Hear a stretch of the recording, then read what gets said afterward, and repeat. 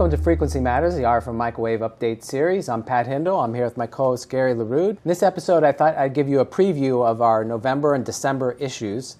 Our November issue is themed for 5G and IoT, which are always very hot topics. Right. Very interesting cover story about a millimeter wave antenna system for mobile devices for 5G.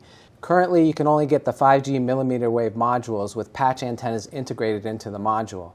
And this lowers the loss, but it's not very good on the gain side. So this system will be an external antenna system that can fit into the mobile devices and connect to any millimeter wave module, but give you good gain. So wow. It'll be interesting to see how these are integrated into future 5G mobile devices. Yeah. So we also have a 3.5 gigahertz beam steering antenna using MEMS switches for the differential phase control, and that's from Menlo Micro. And we also have how 5G is enabling Industry 4.0 and the design considerations on the testing side by Keysight Technologies. So what do we have in store for a December issue? Well, December, the theme is government and military electronics, but since our European Microwave Week conference moved from the fall to January, we've added emphasis on that as well in the issue. So actually the cover feature is written by Helen Duncan, and she talks about the RF microwave activity that's taking place in the Benelux region, and quite a bit when you look at industry as well as some of the government-funded R&D.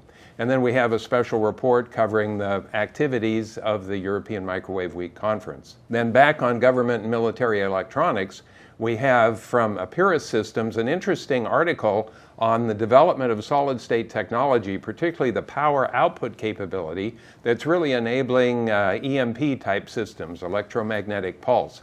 And then Keysight has submitted an article on how AI and machine learning are really changing the EW landscape. So a good mix of articles there.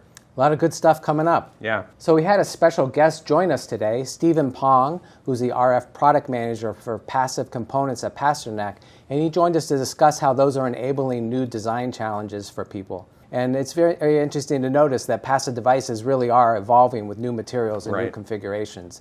So let's take a look at a clip from that now. So how are designers using these coupler products, and what would you say distinguishes them from similar products in the market? So these hybrid couplers have excellent return loss, isolation, and phase balance performances. One common application for 90-degree hybrid couplers is for impedance matching of RF devices. For example, one of the input port is terminated, and any reflection from the mismatches at the output ports will flow to the terminated port.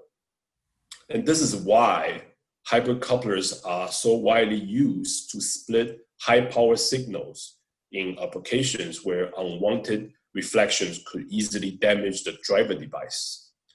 And this is a unique property that makes it very useful for balanced amplifier design. Another common use for hybrid couplers is to split signals in phase array intended for beamforming in applications such as satellite communication or high-speed cellular networks.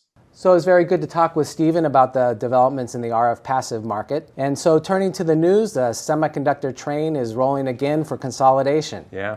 We see that AMD is going to acquire Xilinx for $35 billion in a stock deal. It's one of the largest semiconductor acquisitions ever. And I think they're just trying to keep up with Intel, who acquired Altera many years ago. But it also puts them into the RF market because Xilinx has the RF system-on-chip platform called Zinc. Funny enough, they did announce the day before that they had released their latest in the Zinc platform, and it's optimized for 5G. So it's very interesting. They hardened some of the functions within the chip, and they greatly reduced the power consumption by almost 50%, and it's also much lower cost. So it's a really good fit for 5G applications. Yeah. So it'd be good to see. I think that's going to be a really good product. So how about you on the news side? Well, on the news, the iPhone 12 is out, and it has supposedly 3 millimeter wave modules in it. I didn't open this up to check, but here on the side and then front and back. And the interesting thing, while Qualcomm does the modem, it's actually a company called USI that provides these millimeter wave modules. And the report is that Qualcomm's millimeter wave antenna module was too thick for the size of the iPhone. So I thought that was really interesting. And then on the broadband front, Starlink is actually starting beta testing of their low Earth orbit satellite system. So for $99 a month and a $500 starter package, so that includes the antenna, a tripod to mount the antenna, and a Wi-Fi router, you can test out their system.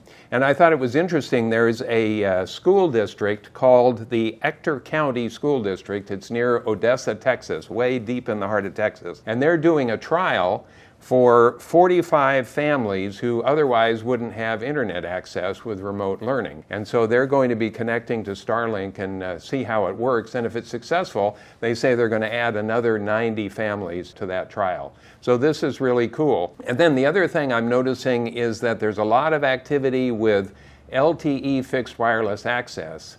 T-Mobile is making a big push in this area. They claim that their coverage is 20 million households, and that's like 10x what Verizon and AT&T are offering. So I think the time of broadband, at least better broadband, is upon us. So turning to events, we've seen a lot of activity in the Open RAN area. There's a lot of pros and cons to the technology as it is worked out. So we thought we'd organize a virtual panel on this because ABI Research is estimating that that market for the radio units could be as much as $50 billion by 2026. And we've seen a lot of news lately with ADI and NEC collaborating to deliver 5G massive MIMO radios to the Rakuten network. And we also saw Ericsson release their latest virtual cloud RAN.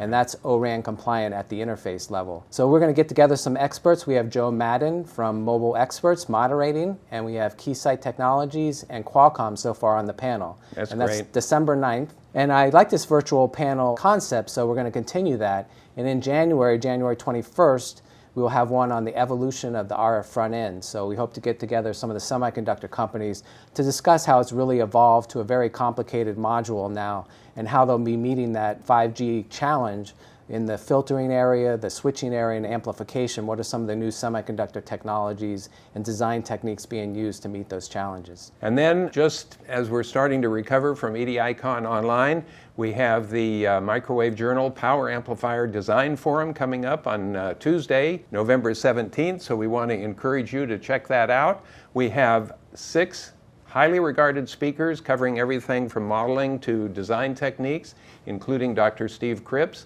And we're very fortunate that Cadence is sponsoring this event, so we appreciate that. So you can find more information about it, and you can register at the Microwave Journal website. Just check on events and then webinars. And I think that's a wrap for this episode. We want to thank our sponsors, Pasternack, a wide-ranging supplier of RF and microwave components serving customers in more than 35 countries, and Wireless Telecom Group. They're the parent of a family of test and measurement companies, RF microwave components, and RF subsystems for wireless infrastructure. So names like Booton, Holsworth, Noisecom, CommAgility, and Microlab. Thanks for watching, and stay safe out there.